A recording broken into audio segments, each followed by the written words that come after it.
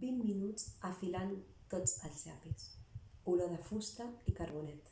La Dolça s'havia presentat a la feina una hora més tard de l'habitual. No havia avisat. Era com si tot allò que havia estat fonamental a la seva vida hagués deixat de ser-ho. Sentia decaïment, tristor, però no fins al punt de tancar-se a casa i prendre fàrmacs. No fins a la malaltia. El seu instint de supervivència sempre l'havia rescatat a temps. Actuava com els animals acorralats que atacaven amb totes les seves forces abans de ser capturats.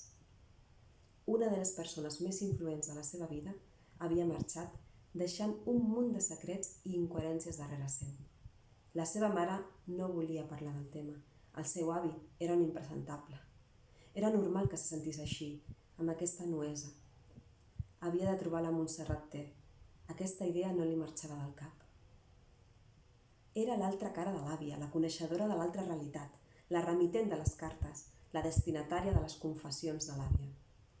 La nit anterior s'havia quedat fins a les 3 de la matinada analitzant per internet plànols d'Alfarràs.